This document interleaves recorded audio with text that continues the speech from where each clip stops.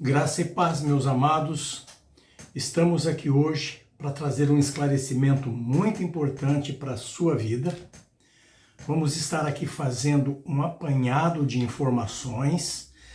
Peço a você de antemão que não interrompa esse vídeo, comece ele e assista até o fim, porque por mais que você ache que já conheça algumas coisas que está sendo falada, você vai aprender muito mais com aquilo que está contido nas entrelinhas do que você conhece. Então não desista, assista esse vídeo até o fim, para que você tenha uma visão geral, uma visão panorâmica de toda a missão do nosso amado Mestre Jesus, para que você possa entender a razão teológica de tudo isso e você não mais se deixe enganar por dogmas e crendices que têm sido pregados por aí. Então peço a você que assista esse vídeo até o final, curta esse vídeo, compartilhe esse vídeo com seus amigos para que muito mais pessoas tenham a oportunidade de conhecer a verdade revelada nas Escrituras Sagradas. Eu te digo nessa manhã que você não vai se arrepender, você será ricamente edificado. E isso nós vamos ver logo depois da vinheta, ok? Vamos lá.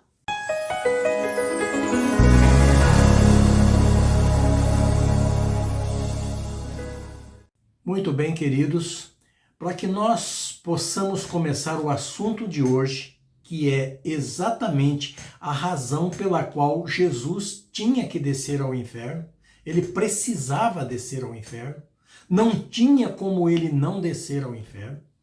Então, para que nós possamos entender com profundidade essa ação de Jesus, essa missão messiânica, é preciso, em primeiro lugar, entender o que significa inferno. O que é a palavra inferno, que tem sido muito difundido por aí com visão errada. As pessoas têm misturado inferno com lago de fogo, que não tem nada a ver uma coisa com a outra. Inferno não é lago de fogo. Então vamos entender o que é inferno para que nós possamos depois entender a missão de Jesus. Em primeiro lugar, quando nós pegamos a nossa Bíblia em português, nós temos o Novo Testamento. Ele foi todo escrito em grego koiné. Todo o Novo Testamento, os evangelhos, as epístolas dos apóstolos, foi todo escrito em grego koiné. E o Antigo Testamento, que é a primeira aliança que Deus fez com o povo, esse Antigo Testamento, ele é todo escrito em hebraico. Os originais são em hebraico. Então, para que nós tenhamos a visão ampla da missão de Jesus, nós não podemos desconsiderar o Antigo Testamento. Eu tenho visto muito cristão por aí dizendo, não, porque a lei caiu, o Antigo Testamento não vale mais para nada, nós só temos que nos pautar no novo, que foi o ensinamento que Jesus trouxe.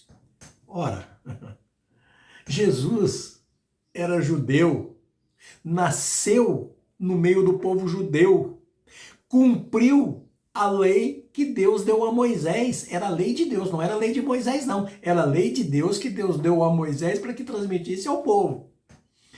E Jesus só pregou para judeu. Todo o evangelho de Jesus foi pregado para judeu. E ele mesmo diz que ele veio para as ovelhas perdidas da casa de Israel. O próprio Jesus confirma isso. Ele não disse que veio para gentios. Ele disse, até quando aquela mulher cananeia foi pedir para que ele curasse a filha, ele disse que ele tinha vindo para o povo judeu, não era para o povo gentio, e que não era lícito tirar o pão da boca dos filhos, que era o povo judeu, e atirar aos cachorrinhos, né, que era um povo que não pertencia ao rol do povo de Deus. Então a missão dele era com o povo judeu. E por isso, se você é cristão, se você se fundamenta no Evangelho de Jesus, você precisa saber que ele está diretamente associado com o Antigo Testamento. Não tem como você desvincular o Novo Testamento do Antigo. Sem o Antigo você não entende nada do Novo. E sem o Antigo você não tem Jesus. Porque quem traz para nós Jesus é o Antigo. Inclusive, nós vamos ver isso, a profecia de Moisés, dada por Deus, né, a respeito do Messias. Bom, mas voltemos à questão do inferno. Esse preâmbulo foi necessário para nós podermos situar por quê? Porque nós vamos buscar em primeiro lugar a palavra Sheol, que é hebraica e que está no Antigo. Então, dentro da visão hebraica, dentro da visão da época de Jesus, dentro da visão aramaica, da língua aramaica, Sheol significa sepultura. A palavra Sheol do hebraico significa sepultura. Quando foi traduzido para o grego, a Bíblia hebraica foi traduzida para o grego, que é a versão chamada de Septuaginta, que foi escrita segundo a tradição por 72 eruditos que falavam grego e hebraico. Então, quando foi feita essa tradução, precisava-se de uma palavra grega que traduzisse a palavra Sheol. A palavra hebraica é Sheol, que significa sepultura. Então, a palavra grega encontrada para traduzir Sheol, que era a sepultura, lugar onde se colocava os mortos, a palavra grega encontrada foi Hades. A palavra Hades, ela significa lugar dos mortos. Só que a palavra Hades, ela está presa à mitologia grega. E no conceito dos gregos, Hades era um lugar para onde ia todos os mortos depois que morria. E havia uma diferença entre aqueles que eram justos e aqueles que não eram. Os justos ficavam de um lado, os que não eram justos ficavam do outro, e cada um ia receber um lugar no Sheol segundo os seus pecados. Os que tivessem menos pecado receberiam um lugar melhor. Os que tivessem mais pecado receberiam um lugar pior, mais agressivo. Então, era esta a visão da mitologia grega. Mas, quando nós pegamos Hades como lugar dos mortos, da mitologia grega, Hades, nós vamos associar com o Sheol hebraico. E temos que pegar com o sentido do hebraico, porque ele está sendo traduzido do hebraico para nós, para o grego. Ele está sendo traduzido do hebraico para o grego. Então nós temos que entender a palavra Sheol, ou melhor, a palavra Hades, não como a mitologia grega determina, mas sim como o hebraico determina, como o povo judeu determina. E segundo a visão hebraica, Sheol é sepultura, lugar onde se põe os mortos. E Hades está traduzindo este lugar dos mortos, que então é sepultura. Nós temos que olhar essa palavra Hades no grego como sepultura e não como aquela visão da mitologia grega de separar justos dos injustos. Isso aí era uma visão pagã. Muito bem. E da onde surgiu a palavra inferno? Ora, essa é uma pergunta interessante. Inferno já não é nem hebraico nem grego. Inferno é uma palavra latina. A nossa língua portuguesa é uma língua latina, de origem latina e com muitas palavras gregas.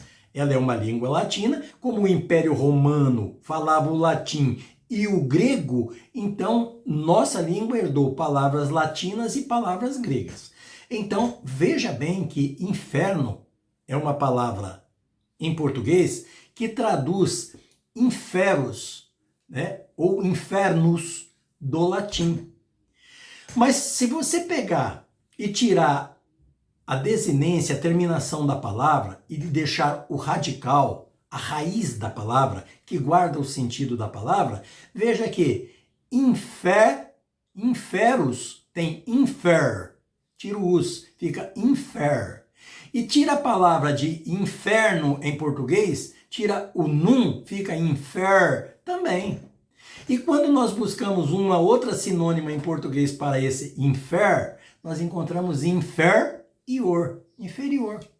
Então veja que a palavra inferior, a palavra inferno e a palavra inferos do latim, todas elas têm a mesma raiz que é infer. Então que significa o quê? lugar de baixo. A tradução que vem do latim para nós, o significado que traz essa palavra inferno para nós é lugar inferior, lugar de baixo. Agora vamos fazer toda essa associação. Quando nós pegamos Sheol em hebraico, sepultura. Quando nós pegamos Hades em grego, lugar dos mortos. E quando nós pegamos inferno em português, lugar inferior, lugar de baixo, nós já colocamos as três em harmonia. Lugar inferior, lugar dos mortos, sepultura. Então, as três se confrontam para traduzir o mesmo sentido da palavra hebraica Sheol. Então, inferno, para nós, é sepultura, não é lago de fogo, não é o lugar definitivo para onde as almas condenadas vão.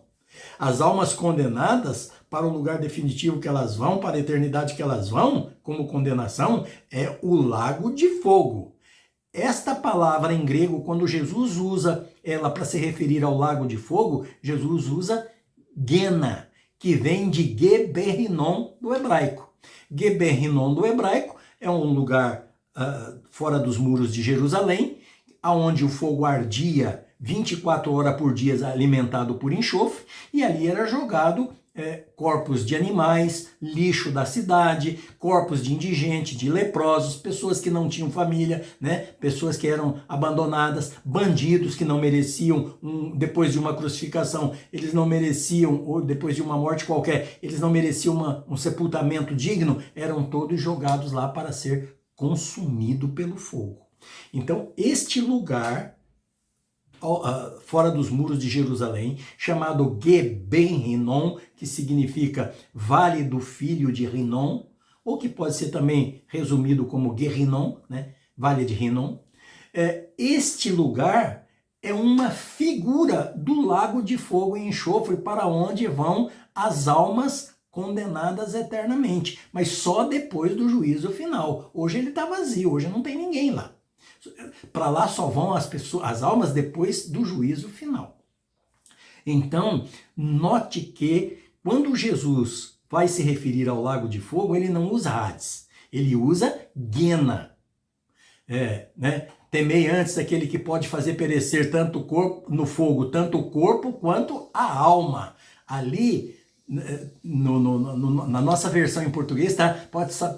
Pode perecer no inferno. Está errada essa tradução. Ali não é inferno, porque no grego está Gena, não está Hades. E foi traduzida como inferno. Foi traduzido errado. Ali deveria ser traduzido: faz perecer no lago de fogo, tanto o corpo quanto a alma. Aí sim, né? Porque Jesus usa a palavra Gena e não Hades. Agora, quando Jesus vai se referir à parábola do rico e de Lázaro e dizer que Lázaro foi para o seio de Abraão, que é o paraíso, é o Éden, e que o rico foi sepultado, e no Hades, ele está se referindo à sepultura, ele não está se referindo ao lago de fogo. Então é Hades, que é a palavra que corresponde ao Sheol hebraico, que é sepultura. Muito bem, eu acredito que aqui nós conseguimos deixar mais ou menos claro, né? Então você deve ter entendido coisas que você nunca tinha pensado, mas vamos continuar porque as coisas boas ainda vêm pela frente. Muito bem, quando nós entendemos essa diferença de inferno, de Hades, de Sheol, de Gena, que é lago de fogo, nós precisamos agora entender por que Jesus tinha que vir. A grande maioria dos cristãos já sabe. Quando você pergunta, ele diz: veio pagar a nossa dívida, né, que estava lá do Éden. Sim, era do Éden. Mas você precisa saber, em primeiro lugar, o seguinte: que Deus criou o homem, não existia o homem, então Deus fez o homem, né? Deus criou o homem, soprou nele o seu espírito para que ele fosse espiritual, que ele fosse diferente dos primatas que viviam, que foram criados já pela terra, quando ele ordenou a terra que produzisse todos os seres terrestres, né? A alma dos seres terrestres, os seres terrestres. Então já havia primatas e Deus então sopra no homem o seu espírito, o seu sopro de vida, para que a alma do homem seja uma alma vivente. Muito bem, então um homem feito da terra, nascido da terra, por isso Adão, humano, por isso vindo do humus, por isso humano, Deus sopra nele o seu espírito, enche ele do seu Espírito Santo. Esse homem, então, fica à semelhança de Deus, ele tem comunhão com Deus, ele conversa com Deus todos os dias na viração do dia, conversa com Deus face a face na viração do dia, Deus conversa com ele, eles trocam informações, né? E este homem, então, está na comunhão direta com Deus. E Deus deixa uma lei para ele. Diz, olha, eu fiz isso aqui tudo, liberei isso aqui para você. Tá? Você vai viver aqui, vai administrar a terra, mas você vai viver aqui nesse jardim.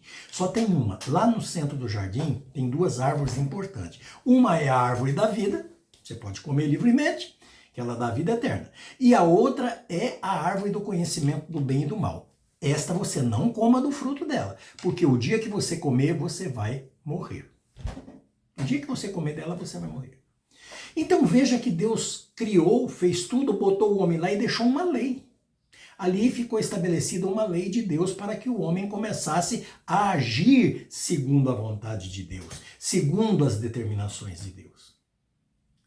Mas o homem, influenciado pela sua mulher, que foi influenciado pelo adversário das nossas almas, ele desobedece a Deus para dar ouvido à sua mulher. Então o que acontece? Quando Deus disse que eles iam morrer, o primeiro pensamento que veio na mente deles era morrer carnalmente, quer dizer, morrer, acabar, perder a consciência e tudo. Mas não era isso que Deus estava falando. Mas como eles não tinham conhecimento do bem e do mal, então eles não entenderam, eles pensaram que era só nessa área. Mas Deus estava falando que se ele desobedecesse, ele estaria desobedecendo a Deus, que é Espírito e Criador. Ele estaria desobedecendo a lei de Deus, que era espiritual, porque provinha do Espírito e servia para manter a vida espiritual. Então, ele desobedecendo ao Espírito e à lei espiritual, ele morreria espiritualmente e não carnalmente. E foi isso que aconteceu. Ele morreu espiritualmente. Deus rompeu a comunhão com ele, tirou dele o Espírito Santo que estava nele e ele perdeu a comunhão com Deus. E foi expulso do paraíso, do jardim que ele vivia, e foi viver na terra. Agora, escravo do pecado que ele cometeu, escravo do adversário das nossas almas que conduziu ele ao pecado, e foi viver para a carne sob o jugo da carne. Foi isto que aconteceu. Então, a lei estava completa. Deus disse que se desobedecesse a infração era a morte, né? Então, o salário do pecado era a morte. Eles pecaram espiritualmente e morreram espiritualmente. Então, estavam mortos. O que significa essa morte? Morte espiritual é a perda da comunhão com Deus. É a ausência de Deus dentro do indivíduo. O indivíduo não tem mais Deus dentro dele. É ele por sua conta e risco, sob o jugo da carne ou daquele que domina a carne. Então foi isto que aconteceu. Muito bem, toda a descendência de Adão. Ah, sim, e nesse momento em que ele desobedece, Deus amaldiçoa a terra, porque ele foi morar na terra. E o adversário que venceu ele passou a dominar a terra. Por quê? Quando um exército ataca uma nação e vence aquele povo, ele toma posse da terra daquele povo. Ele se torna o dono, o proprietário, né? O despojo da batalha pertence ao vencedor. Então, como o adversário das nossas almas venceu Adão, que era o administrador da terra, toda a terra passou sob o jugo do adversário. Quem passou a administrar a terra agora foi o adversário das nossas almas. Adão perdeu o lugar, ficou escravo dele. Adão, que deveria dominá-lo, ficou escravo. E ele passou a ser o dono do planeta Terra, da vida na Terra. Passou a dirigir este mundo terreno. Então tudo aqui estava sob o jugo do adversário das nossas almas. Estava e está ainda. Bom, então o que aconteceu? Deus não tem comunhão com o pecado. Então quando esse adversário venceu o homem que era de Deus e quebrou a comunhão desse homem com Deus e tomou posse da terra, a terra se tornou maldita, porque ela perdeu também toda a comunhão com Deus. Deus rompeu, Deus não tem comunhão com o pecado. Deus não ia ficar sob o jugo do adversário. Então, Deus amaldiçoou a terra e disse para Adão: Adão, maldita é a terra por tua causa. A partir dali, toda descendência de Adão, todo ser que nascesse na terra era maldito, estava sob maldição, porque a terra estava maldita, a terra estava sob maldição, sob o jugo do adversário de Deus e do adversário das nossas almas. Então todo ser que nascesse ali nascia escravo desse ser, nascia escravo do pecado, nascia escravo da carne. Logo, esse ser nascia sob maldição. Todo ser aqui, sem exceção, que nascesse aqui, que nascesse da carne, estaria sob maldição.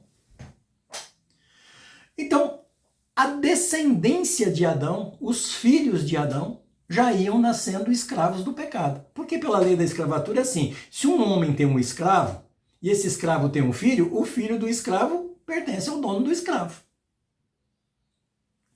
Então, o senhor do escravo é dono do filho do escravo. Então, toda a descendência de Adão ficou pertencendo ao adversário das nossas almas. A humanidade estava condenada ao lago de fogo no final dos tempos. Depois do juízo final, chegasse o final dos tempos da terra, essa humanidade toda ia estar condenada ao lago de fogo. Até lá eles ficariam na sepultura, no Sheol, aguardando o dia do juízo. Por isso que os profetas dizem que aqueles que dormem no pó da terra, uns ressuscitarão para a glória eterna e outros para a vergonha eterna. Porque todos, segundo a visão dos profetas naquela época, todos estavam na sepultura, sem exceção. Então, Deus agora olha para essa humanidade caída e resolve resgatá-la. Ela morreu espiritualmente para ser escrava da carne, para viver na carne. Deus agora resolve trazer ela de volta para ele. Mas ele não pode ferir a lei, porque Deus não fere a lei que ele mesmo criou e determinou. Deus não fere as leis dele. E ele diz que ele zela pela palavra dele para a cumprir. Então Deus não fere. Ele precisava trazer essa humanidade de volta. Porque ela foi vencida pelo pecado, pela desobediência ao Espírito. Então ele precisava trazê-la de volta para que voltasse a comunhão com ele. Então precisaria de alguém que, nascendo na carne, sob maldição, que estivesse aqui nesse mundo maldito, vencesse o pecado e a morte em obediência a Deus, para que este ser, sendo obediente a Deus até a morte, não se deixasse sucumbir diante do pecado e assim ele conquistasse o poder e ressuscitasse espiritualmente. Este ser deixaria de ser maldito e conquistaria, pela obediência a Deus até a morte carnal, ele conquistaria o seu lugar de novo, a sua comunhão, ele ressuscitaria para a vida espiritual e conquistaria o lugar que Adão perdeu. Então ele voltaria para a comunhão com Deus. E todo aquele que olhasse para ele, assim como pelo primeiro Adão, toda a humanidade se tornou maldita, agora toda a humanidade tinha chance de ressuscitar e se tornar bendita através desse que venceu. Porque este que venceu é chamado na Bíblia de segundo Adão. O primeiro Adão venceu, pecou, morreu espiritualmente e foi viver na carne. O segundo Adão nasceu na carne e morreu carnalmente para viver espiritualmente. Ele ressuscita para a vida espiritual. E a Bíblia diz que esse segundo Adão vai ser o primogênito entre muitos irmãos. Por que o primogênito entre muitos irmãos? Porque ele é o primeiro e único a vencer a carne, o pecado e a morte em obediência a Deus. Ele é o primeiro. Agora, todo aquele que o aceitar, ele leva com ele. Aquele que o aceitar, ouvir as palavras dele, reconhecer a magnanimidade de Deus e desejar ter uma vida espiritual, esse recebe a sua dívida rasgada e vai com ele para o paraíso viver na comunhão com Deus novamente. Volta a ter comunhão com Deus novamente. Por isso que é dito que quando nós nos convertemos a Jesus, nós recebemos a unção do Espírito Santo. Quer dizer, o Espírito Santo vem a nós nos selar, porque nós estamos agora entrando na comunhão com Deus através da ressurreição de Jesus. Jesus ressuscitou e como primogênito ele leva nós junto com ele como irmãos adotivos, que é o que Gálatas 4:4-5 diz, que chegando à plenitude dos tempos, Deus enviou o seu Filho nascido de mulher, sob a lei, para remir os que estavam embaixo de lei, para recebermos a adoção de filho. Esta lei referida aí em Gálatas não é a lei que Deus deu a Moisés, é a lei do pecado, aquela lei do pecado que pesava sobre o Éden e que tornou a terra maldita. Ele nasceu sob essa lei, debaixo desta lei, e aí ele venceu o pecado, quer dizer, pagou a infração da lei e nos adota como filho e leva com ele. É esta a razão da vinda de Jesus, nos levar a resgatar, nos resgatar desse mundo sórdido para nos levar com ele em comunhão para estar com Deus quando aprover a Deus nos chamar desse mundo.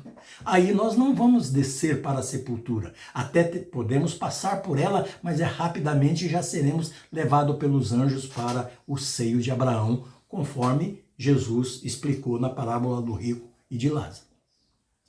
Muito bem, então aqueles que aceitam Jesus, eles recebem este privilégio, eles recebem esta oportunidade. A oportunidade é dada a todos, mas nem todos vão aceitar Jesus como seu Senhor, nem todos vão achar que isso é verdadeiro, nem todos vão querer abandonar os pendores da carne. Então, os que aceitam vão negar-se a si mesmo para ter vida espiritual como Jesus fez. Então, vão subir com ele, ele é o primogênito entre muitos irmãos, porque a palavra de Deus diz que todo o que recebeu a ele, a palavra de Deus, através dele, a esses foi dado o poder de serem chamados filhos de Deus, então nós que o aceitamos, somos chamados também filhos de Deus, adotivos sim, mas filhos, e vamos subir com ele para a glória.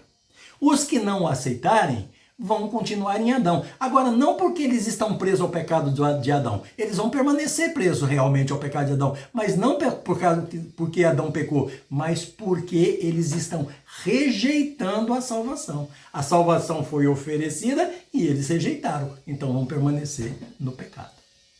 É esta que é a visão. Agora, a pergunta que responde o vídeo, né? A resposta da pergunta que responde ao vídeo.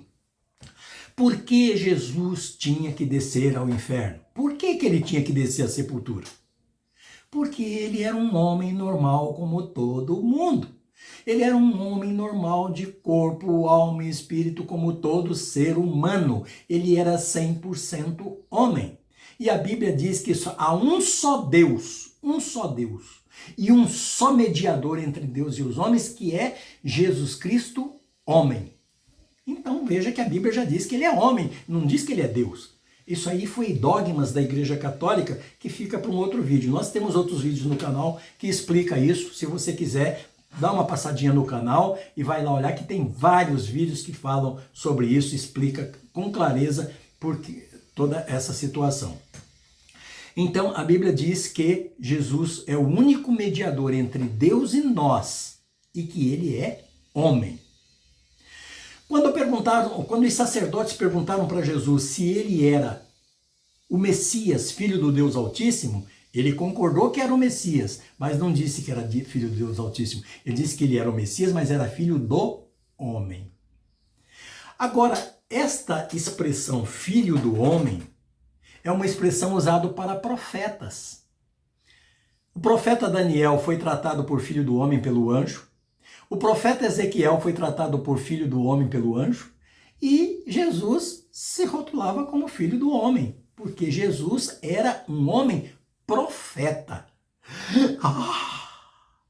Você tirou a divindade de Deus para dizer que ele é profeta. Realmente, ele é profeta. E Deus disse isso, não fui eu.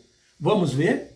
Deuteronômio 18, versículo 15, versículo 18 e versículo 19. O versículo 15, depois o 18 e o 19.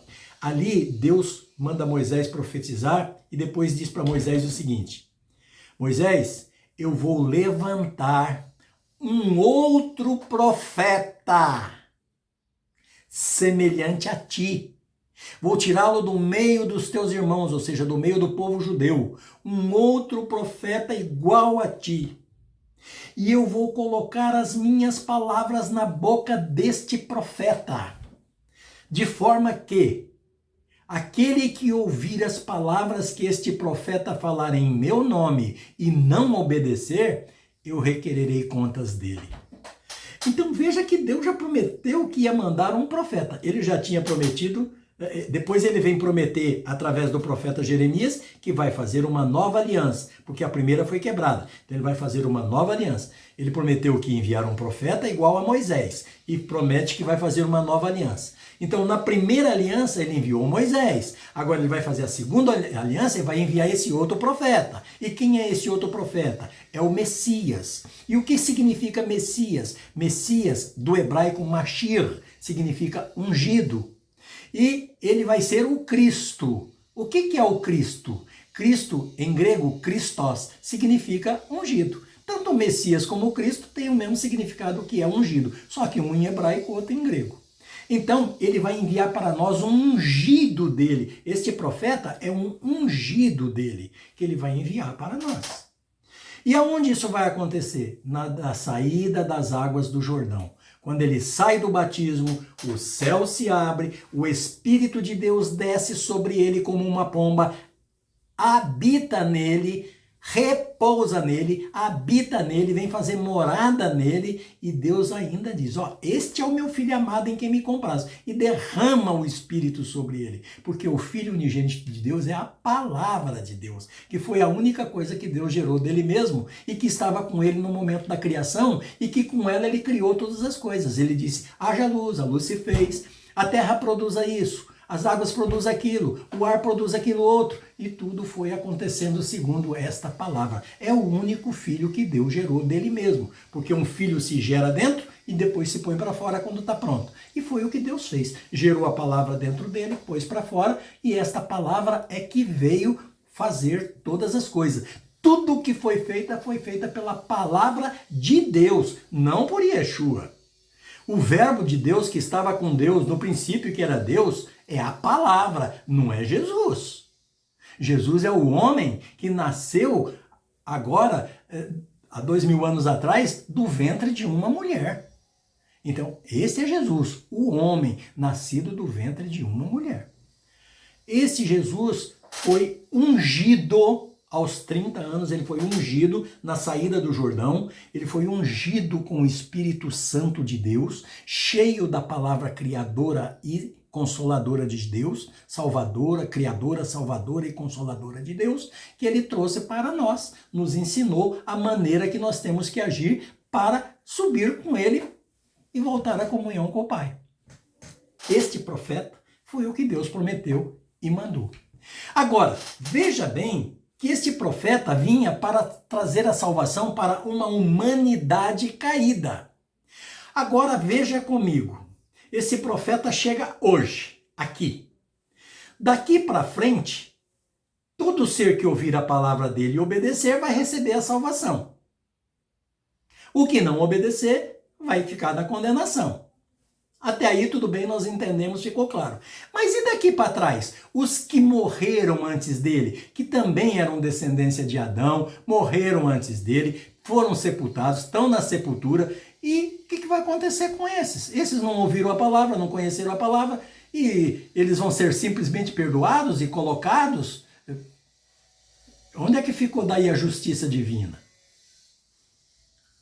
Aí é que vem a resposta da pergunta. Por que que Jesus tinha que descer à sepultura? Por que que ele tinha que descer ao inferno? Por que que ele tinha que descer ao Hades? Por que que ele tinha que descer ao Sheol?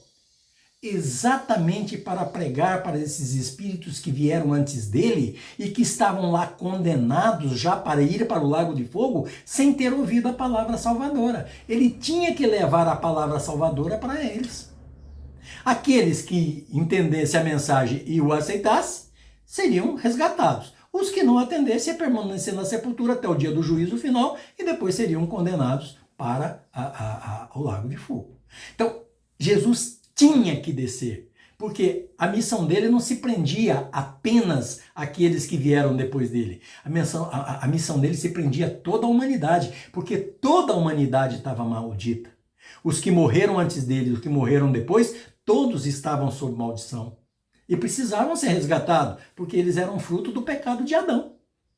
Por esta razão ele só cumpriria a missão dele definitivamente quando ele descesse lá, pregasse o evangelho para esses espíritos, como diz Pedro, como o apóstolo Pedro diz para nós, né? Pregasse o evangelho para esses espíritos, a boa nova para esses espíritos, explicasse para eles a respeito do Deus vivo, do Deus altíssimo e soberano, e eles aceitassem Yeshua, daí ele ressuscitaria, né? E esses espíritos também. Aí sim a missão dele estaria completa, porque depois disso ele ressuscitaria e daí ele ia voltar ao Pai. Então a missão estava completa, ele podia entregar a missão ao Pai. É por esta razão. Então, meu amado, eu espero que você tenha entendido que Jesus realmente tinha que descer à sepultura, porque lá tinha espíritos condenados e que não tinham ouvido a palavra e que precisavam ouvir. Por esta razão, Jesus tinha que ir lá. Tá? Que ele veio para trazer a salvação para toda a humanidade. Não foi para uns e sim, para outros não. E todos têm a liberdade de aceitar ou não. Deus não te obriga a aceitar a salvação. Deus quer a tua reverência, a tua adoração, mas espontânea. Que você reconheça Ele como teu Criador. Não que Ele imponha para você. Se você quiser ficar no inferno, para depois ir para o lago de fogo, Deus não se opõe. Ele diz lá em Ezequiel: tenho eu prazer na morte do ímpio? Eu não quero antes que ele se converta do seu mau caminho e viva? Então veja que Deus está dizendo que ele não tem prazer nenhum em condenar ninguém. Ele quer que aquele que é ímpio olhe para ele, reconheça ele como o Criador, como o Senhor de todas as coisas e venha para a vida. Agora, se a pessoa não quer, ele não obriga, porque se ele obrigasse, ele deixaria de ser amor. Porque o amor não escraviza, o amor liberta. Quem escraviza é o adversário das nossas almas. Esse prende com correntes, com grilhões, obriga, leva, arrasta, né? Bota uma argola no nariz da pessoa e sai puxando que nem um sinuelo. Né? Então, aí sim, mas Deus não, Deus é amor. Deus liberta. Ele te deixa a liberdade de honrá-lo ou não.